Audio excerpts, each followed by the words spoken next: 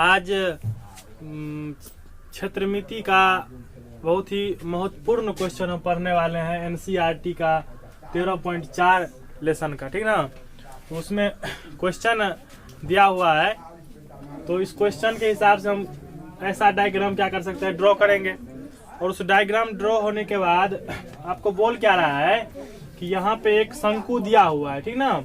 उस शंकु का जो कुल ऊंचाई है वो कितना दिया हुआ है, 20 सेंटीमीटर दिया हुआ है, ठीक ना। और उसके ऊपर से 10 सेंटीमीटर जो आएगा ना ऊंचाई, वहां से उसको क्या कर लिया गया है, 2 भागों में काट लिया गया है। तो ऊपर का भाग कितना हो जाएगा, 10 सेंटीमीटर, और फिर नीचे का भाग कितना हो जाएगा, 10 सेंटीमीटर। और शंकु के जो ऊपर शीर्ष के कोण है वो कितना दिया हुआ है, 60 डिग्री। तो दोनों क्या हो जाएगा, 30-30 डिग्री हो जाएगा। तो यहाँ पर अगर हम बोला क्या जाता है कि ऊपर से जब 10 सेंटीमीटर ऊपर से इसको काट लिया गया है, माने आधार के समानांतर, तो शेष बचे जो ठोस है इसको क्या बोला जाएगा, छिन्नक बोला जाएगा। तो इस छिन्नक को पिघला कर आपको क्या बनाना है, तार बनाना है, ठीक ना। उस तार की त्रिज्या आपको क्या दिया हुआ है क्वेश्चन में, 1/16 सेंटीमीटर आपको क्या हुआ है, दिया हुआ है। निश्चित रूप से अगर मैंने उसका व्यास अगर 1/16 सेंटीमीटर दिया हुआ है तो उसका त्रिज्या कितना हो जाएगा, 1/32 सेंटीमीटर होगा। तो अब एक चीज बताइए, तो अगर इस छिन्नक को पिघला कर आपको क्या बनाना है, तार बनाना है, तो छिन्नक को पिघला कर अगर आप तार बना रहे हैं तो निश्चित रूप से इस छिन्नक का आयतन और तार का आयतन दोनों क्या होगा, बराबर होगा। तो हम यहाँ पे क्या मान लेंगे कि तार की कुल लंबाई कितना मान लेंगे, कितना मान लेंगे, h सेंटीमीटर। तार की कुल लंबाई कितना मान लेंगे, h सेंटीमीटर मान लेंगे। अब हमको सबसे पहले इसमें निकालना क्या है कि इस छिन्नक का जो है ऊपर का त्रिज्या और नीचे का त्रिज्या, माने ऊपर का त्रिज्या और आधार का त्रिज्या क्या होगा। तो उसको निकालने के लिए हम क्या करेंगे, त्रिकोणमिति का उपयोग करेंगे। त्रिकोणमिति में आपको एक चीज पता होना चाहिए कि tan थीटा बराबर क्या होता है, P/B। P क्या होता है, लंब होता है, और B क्या होता है, तो आधार होता है। जैसे अगर मान लीजिए एक त्रिभुज दिया हुआ है, ABC दिया हुआ है ना, तो इस त्रिभुज में अगर मान लीजिए थीटा है कोण A, तो इसके लिए लंब कोण हो जाएगा BC, और इसके लिए आधार कोण होगा AB, ठीक ना।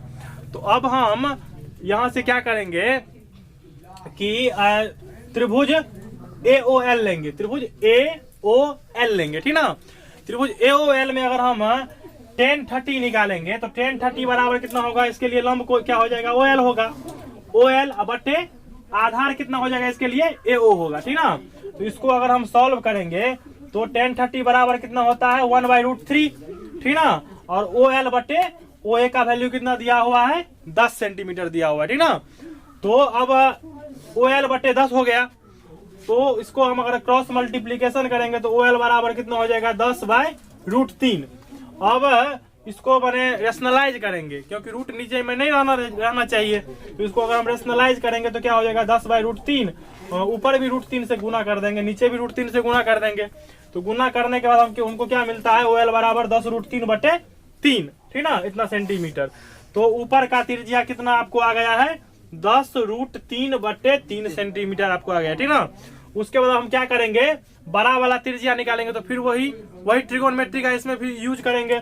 तो इसमें अगर हम ट्रिगोनोमेट्री का फिर से यूज करेंगे तो कौन सा ट्रायंगल लेंगे, ट्रायंगल AO'M लेंगे। कौन सा ट्रायंगल लेंगे, AO'M लेंगे, ठीक ना। तो इसमें भी tan थीटा 30 आ रहा है, मैंने tan थीटा का वैल्यू कितना है, इसमें 30 डिग्री है।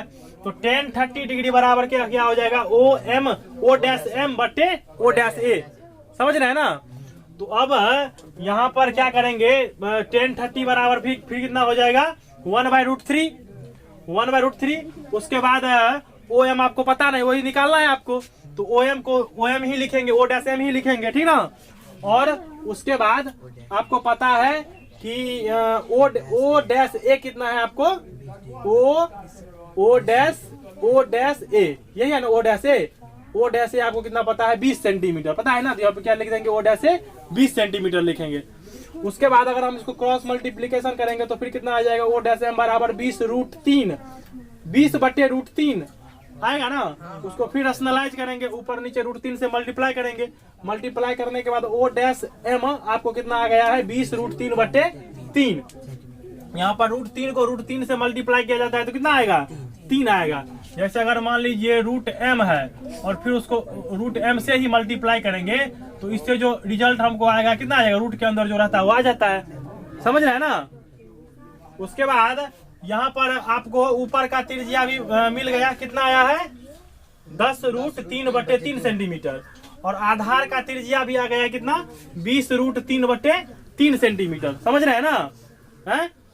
तो अब हमको क्या कर रहा है, तार की लंबाई दिया हुआ है तो तार का लंबाई हमको क्या करना पड़ेगा, एज्यूम करना मानना पड़ेगा। तो तार की लंबाई कितना मान लिया हम h सेंटीमीटर मान लिया है। कितना सेंटीमीटर मान लिया है h सेंटीमीटर। तो अब एक चीज हम शुरू में ही आपको बताए थे कि अगर छिन्नक को पिघलाकर आपको क्या बनाना है, तार बनाना है, तो निश्चित रूप से दोनों का आयतन क्या होगा, बराबर होगा। दोनों का आयतन सेम होना चाहिए ना, मैंने तार का आयतन और छिन्नक का आयतन दोनों क्या होगा, बराबर होगा। तो प्रश्न के हिसाब से आपको क्या पता है कि तार का आयतन और छिन्नक का आयतन दोनों क्या होना चाहिए, बराबर होना चाहिए। तो तार तो क्या होता है, बेलनाकार होता है ना। तार कैसा होता है, बेलनाकार। तो बेलनाकार तार का बेलनाकार जो पार्ट होता है, भाग होता है या फिर ठोस होता है, उसका आयतन कैसे निकालते हैं, जो πr²h, ठीक ना। तो बेलन का जो त्रिज्या आया था 1/32, उसको हम कितना मान लिए हैं, r3 माने हैं। कितना माने हैं, r3। तो बेलन का आयतन यानी कि माने बेलनाकार तार का आयतन कितना हो जाएगा, पाई इंटू r3 का स्क्वायर h। यही होता है ना, बेलन का आयतन क्या होता है, πr²h। तो यहाँ पे r कितना दिया हुआ, r3 दिया है ना, तो r3 का स्क्वायर इंटू h। उसके बाद माने छिन्नक का आयतन, इसको क्या बोलते हैं, छिन्नक बोलते हैं, इसको छिन्नक बोलते हैं। समझ रहे हैं ना। तो छिन्नक का आयतन कितना हो जाएगा, एक 1/3 पाई h r1² plus r2² plus r1 into r2। सारा का वैल्यू यहाँ पे पुट कर देंगे तो पाई दोनों तरफ क्या हो जाएगा, कट जाएगा। 1/32 का square into h equal to कितना हो जाएगा, 1/3 इंटू 10। आपको h कितना दिया हुआ है, h कितना है पता आपको, 10 है ना। छिन्नक का माने ऊंचाई कितना है, 10।